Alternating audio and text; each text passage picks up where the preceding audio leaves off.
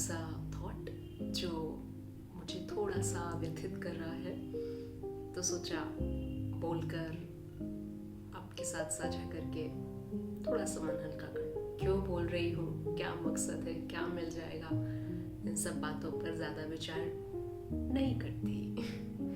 तो विचार कुछ इस तरह है कि हम अक्सर ऐसा समझते हैं कि लोगों से बनाकर रखनी चाहिए,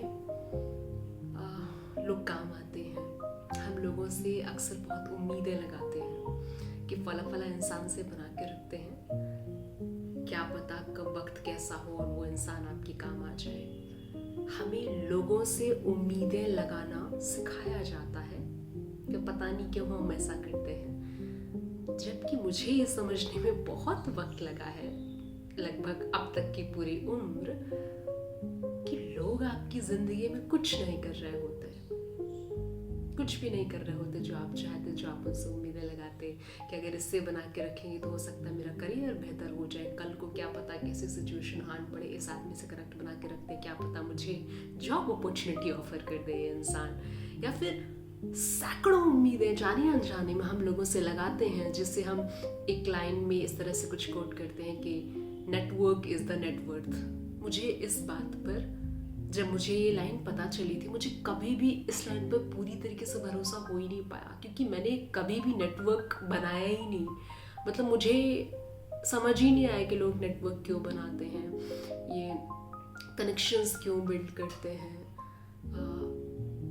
जब समझा तब बस इतना जाना, अभी जिस बात से मन व्यथित है वो कहीं ना कहीं इतना है कि लोगों को ये लगता है कि लोग उनकी ज़िंदगी ठीक कर देंगे। लोगों को ये लगता है कि उनकी ज़िंदगी में जितने भी चैलेंजेस चल रहे हैं, अगर लोग उनकी मदद कर देंगे या फिर लोगों के द्वारा ही उनकी मदद होती है तो ज़िंदगी खूबसूरत हो जाएगी। इसलिए नेटवर्किंग ज़रूरी है।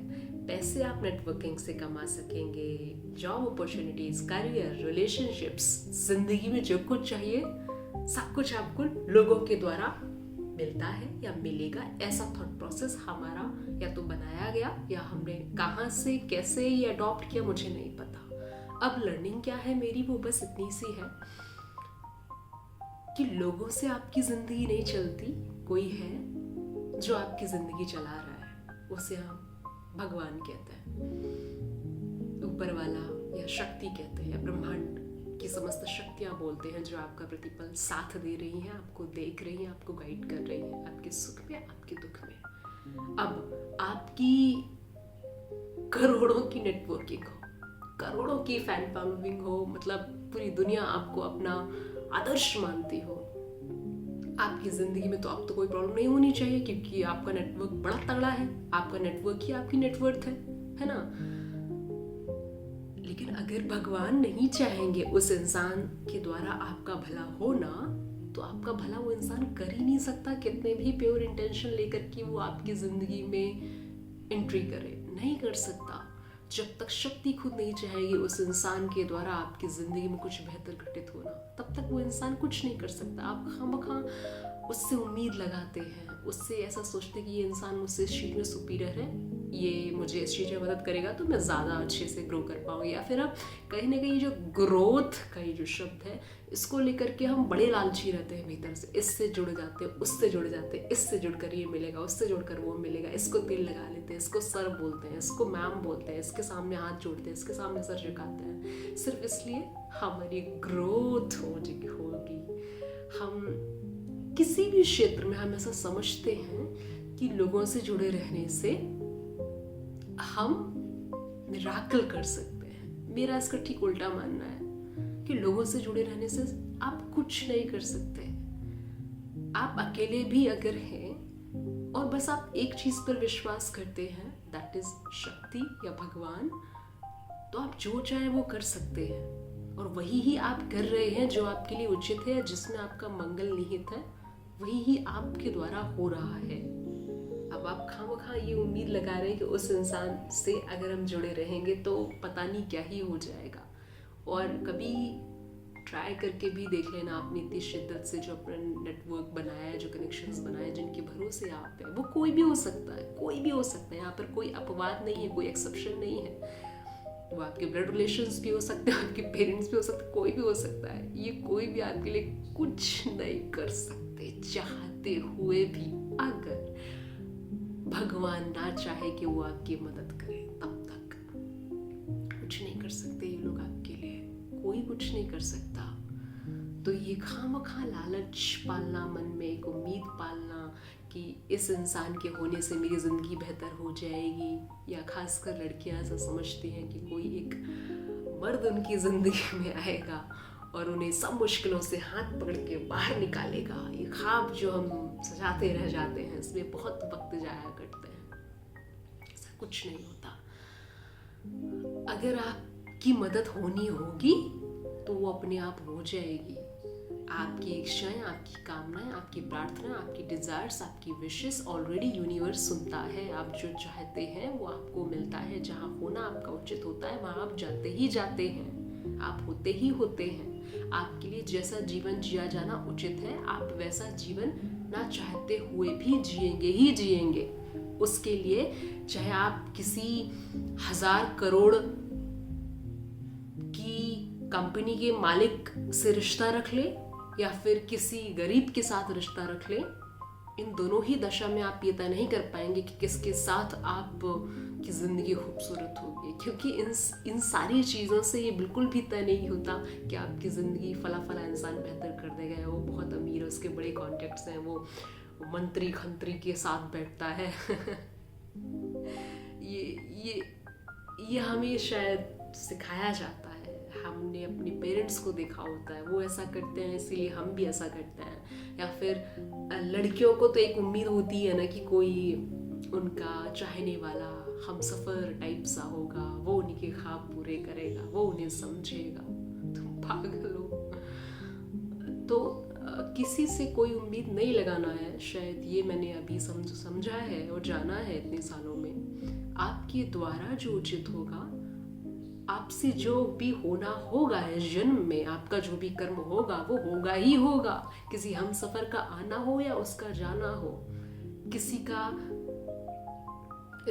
किसी कुछ भी आपकी जिंदगी में हो, अगर आप ये उम्मीद लगाते हैं कि किसी के आने से ठीक हो जाएगी, या कोई ठीक कर देगा, या पापा ठीक कर देंगे, मम्मी ठीक कर देंगे, भाई बहन दोस्त सखा, कुछ नहीं।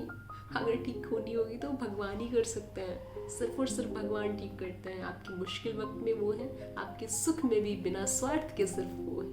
बाकी जितनी भी चीज़ें आपको अपने आसपास नज़र आ रही हैं वो किसी न किसी स्वार्थ से हैं, बस। तो जब आप बहुत दुखी हो, बहुत परेशान हो, तो लोगों की तलाश मत करें कि फला इंसान की कंपनी में आकर के वो मुझे अच्छा सा लगेगा, वो मेरे दर्द सुन लेगा, दुख सुन लेगा, मुझे हल्का महसूस कराएगा, मेरी ज़िंदगी को एक अलग पावदान पे ले जाएगा। गलत है ये विचार।